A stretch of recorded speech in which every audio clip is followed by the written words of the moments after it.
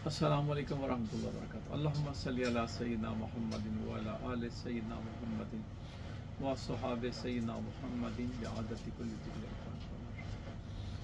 तो आज मैंने तला बनाया है, तो मेरा दिल चाहा कि आपसे भी शेयर कर लूँ। बड़ा अच्छा तला है, अगर बनाना चाहें तो ज़रूर बनाएं, अगर मंगवाना चाहें तो ज़रूर मंगवाएं। अब हमारे पार्सल हर जगह पे पहुँचते हैं, जिस मुल्क में भी आप हैं, पाकिस्तान से इंशाल्लाह आपको पार्सल हमारा मिल जाएगा अल्लाह के फजल व करम से।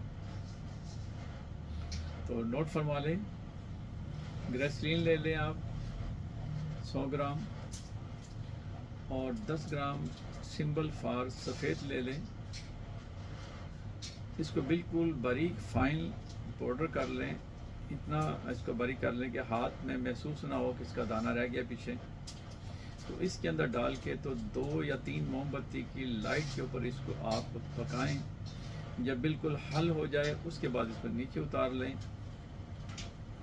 और उसके बाद आपने इसको जैतून का तेल ईरान का ले लें आप, और ये ले लें आप 100 ग्राम, और छोटे बकरे के पाए की मिख आप ले लीजिए 50 ग्राम,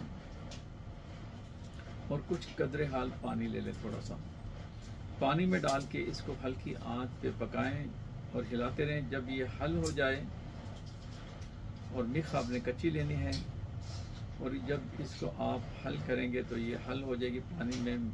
तो जब पक जाएगी पानी में, तो उसके बाद आपने इसमें तेल जैतून भी डाल देना, और फिर पकाना है इसको।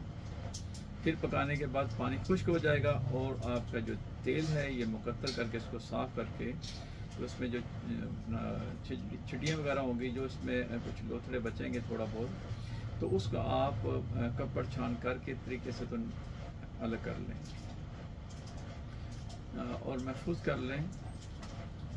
उसके बाद आपने जो पहले आपने ग्रेसलीन वाला बनाया हुआ है नुस्खा, जिसमें आपने सिंबल फार डाली थी, वो इसके अंदर मिक्स कर लें। दोनों हम वज़न होने चाहिए, दोनों को बराबर वज़न में आप मिक्स कर लें।